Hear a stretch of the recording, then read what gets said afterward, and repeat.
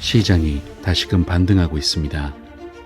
이러한 반등이 지속될 수 있을지 아니면 또다시 조정을 거칠 것인지 투자자들의 물음에 대한 해답, 그 핵심은 이것입니다.